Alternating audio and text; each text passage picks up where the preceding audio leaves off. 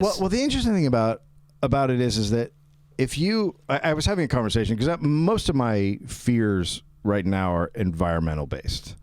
That's what I studied in school. Oh, really? So yeah, I studied geology and then I switched to environmental studies, physical geography. So you know that the Copenhagen Agreement people said wasn't going to be good enough, which was they said they were going to cap it at 2 degrees. Yeah. Paris is even worse. Yeah, it's worse. So meaning that we're effed because even their solutions don't even come close. Go ahead. Well, yeah. I mean, look, it's already happened that, when CO2 goes into the air, it doesn't affect you immediately. This stuff's already happened. Yeah, so we're waiting to see what I was trying to talk to somebody about it the other day because they were like, well, there's always droughts in California. There's a mega drought. I go, right, but the mega drought is made worse by the climate change that's happening.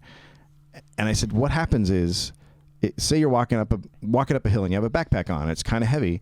Well, take the drought and put some weights in there, right? That's climate change. Now it's heavier and it's harder. Well, in 20 years' time, you're going to be walking up with a bed and it's going to take you 5 guys to walk up the hill. That's what it's going to be. Everything is going to be a nightmare. Well, it's already happened because Syria started because of climate change. There was a drought. Syria, just climate change. A lake in Bolivia ceased to exist in 2015, and for eternity, a race lived there. They fought off the Incas. They were strong people. Now they are working in salt mines. Like, this is affecting everybody everywhere, and slowly, there's people in Louisiana who are being leaving their homes because of climate change. It's happening. So I think that I went and studied the Earth in college. I think I have you're trained to look at the longer view when you study geology or the environment. You don't look at the 2-year, 4-year thing. You're looking down the road. So I think I always have a different viewpoint. I'm not as worried about the 2-year, 4-year thing. I'm always looking farther down the road. And when you take the CO2 stuff and the Paris Agreement, it's already a disaster. Like, we've passed it. It's screwed. You look at just go look at a chart and look at what we have to do, and it's crazy. Like, it has to go off a cliff, basically. We have to change everything. And not one question, by the way, since 2008 about climate change in a presidential debate. Yeah, but since 2008. Okay, who runs the debates? The networks and the parties. The parties do. Okay, so the parties and the networks. What network doesn't do focus groups to find out what people want to hear about? What network has not done a focus group about climate change and learned that people find it depressing? They're not going to ask about it. People find it depressing. That is not ratings. It's not ratings. But you know what is ratings? Giant hurricanes. Giant hurricanes are ratings. That's right. They are ratings. So the effects of climate change, big ratings. Yeah. Talking about climate change. Not big ratings. Not big ratings. Why would you discuss it? We're talking about climate change with comedian Dave Anthony. Dave Anthony, host of the Dollop podcast. You might know him. He's a Writers Guild Award nominated for his writing on the Mark Maron Show. Dave? So for me, there's a lot of climatologists and people who work on the environment out there who are saying you have to vote for Trump. You cannot vote for Trump. You have to vote for Hillary. But everybody is also at the same time saying as soon as we're done voting for her, we have to put her through hell. But that's what the comedians are not saying. That's what everyone else is not saying. The only people who are saying are the climate people. As soon as we are done voting for her, put her through hell. And one of the problems is that if she wins every state, she'll have no reason to listen to us. No reason. If it's a landslide, which it looks like it's going to be electorally, it's going to be an electoral landslide, she will have no reason to listen to anybody on the left. None. Ever. So that's what you're doing. And so if you live in a blue state, vote for a third party. The Green Party getting 5%, getting federal funding, then they can go and start a real party everywhere. And by the way, it is a real party. They do have people elected to office all over the country. They do. It is a real party. You have to, if you live in a place like California, and in this election, third parties do not get 5%. We are such a failure as a democracy that it's insane. We're already a failure for choosing the Democratic Party choosing a corporate, just straight up corporate candidate over Bernie Sanders. I'm telling you, it's Mitt Romney. They could have chosen Mitt Romney. Well, as far as I'm concerned, we already lost, and now it's just what is the damage going to be? Because the damage is going to be. I mean, if TPP passes, that's The amount of corporate control off that thing is crazy. But we give up our sovereignty. You know, I'll say this. I remember when voting for the Iraq War used to be a disqualifier. Now ignoring it is the progressive thing to do. Well, she has flipped the script on so many no-nos for Democrats, right?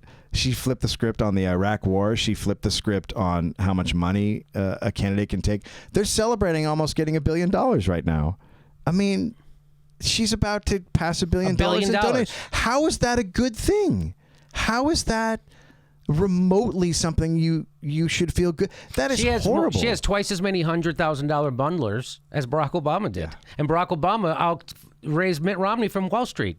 What about the fact that there's little things that popped out in the emails, the WikiLeaks, and one of them was that so she at some point apparently took in the Black Lives Matter message and decided to stop taking funds from private prisons, and then the WikiLeaks revealed that they're like, yeah, no, we'll just have the bundlers do it, and they'll get the private prison money. Well, yeah, we'll just do it by not doing it, and then we'll do it. Like, it's just such bullshit. Yeah, she had her super PAC still took the private prison money. So the thing I would watch about climate change that is happening, and you're seeing it up in the Dakotas right now, is the police. The police. Okay, so people don't know what this is. So one of the reasons, like the Pentagon knows what's coming. All police know what's coming, and that is this will start displacing people and displacing things. But there's also going to be a violent backlash against fossil fuels, because if you're not doing anything about it, which they really aren't to the extent that they need to, people who feel hopeless, who don't. What's the main cause of death and destruction in the world? Hopelessness. That's what happens in the Middle East. Those people have no hope because you've destroyed their world. Then they start fighting. So if there's a significant amount of people who have no hope for the future because of the environment, what are they going to do? So that police presence is a warning to future environmentalists, but that's not going to stop whatever is coming. The police presence up there is mind-boggling. And that's not because of what's happening. That's a message. Yeah, they're sending a message to other. That's why they're charging journalists with 45 years. Yeah. Edward Snowden tweeted out, I only was charged with 30 years. He goes, so what does that tell you? They're sending they're sending a message by when they charged Josh Fox's producer with 40. They're going to sentence her to 45 years. Oh, so that's exactly what they're doing. They're letting you know, don't do this. Right. Don't do this. Because protests are popping up. And by the way, Occupy Wall Street really did scare them. Why do you think they got rid of habeas corpus? No, absolutely. Why do you think the government can now throw you in jail without a trial in a military prison forever without a trial? Well, I don't know. You know, if you remember, habeas corpus is the linchpin of democracy. We got rid of it. So why do you think they passed that law? Do you think they passed that law because they weren't planning on using it? You know, Texas is going to run out of their aquifer is going to run out of water in 30 years. So what does that look like? What do people think that looks like? And it probably will run out quicker. It probably will run out quicker, you know, based on, you know, the more people there are, the more food you have to produce, the more cows you make, so on and so forth. But what does that look? What people don't understand what that looks like. The rich bail. Mm-hmm. The poor are there. The poor are angry. The poor have no water. What are they going to do? Like, these are simple things to look at. When you take something away that people need to live, it gets ugly. It's just going. I don't know what form it's going to take, but it's going to be ugly. And so they're getting ready for it. The Pentagon has been writing forever that this is a problem, and they're not just talking about from external sources. Right. The Pentagon talks about how climate change is a real threat to our national security because of how it puts everybody insecure, how it makes everything unstable around the whole world. Yeah. We will be building Trump's wall, by the way. Yeah. That will be coming at some point. We will absolutely do that. Well, Hillary already voted for it, by the way. So that's the weird thing. She already voted for a wall. That's the weird thing. It's, you know, Barack Obama's deporting Hispanics at a record clip more than any president. Children. It's unbelievable. So everybody be afraid of Trump. Meanwhile, they're jailing journalists at the behest of Barack Obama's donors. Jailing journalists. They got rid of habeas corpus. Yeah, but it's so funny how you when you say those things, you know that the They go, "Oh, he's crazy." Yeah, the mass of people. Why like, would they "It's pass crazy." that law? Why would they pass that law? Look what they did to Chelsea Manning. Look what they want to do to Edward Snowden. But you know who they won't prosecute? They won't prosecute actual war criminals who committed war crimes. Who they want to prosecute is the people who exposed the war crimes and the war criminals. Because we're a nation of adult children of alcoholics. We don't get angry at the war criminal. We get angry at the person who who tells us about it. Just like alcoholic families. They're not angry at the alcoholic. They get angry at you if you say, hey, there's an alcoholic in your house. Oh, my God. How do we fit all these people into an Al-Anon meeting?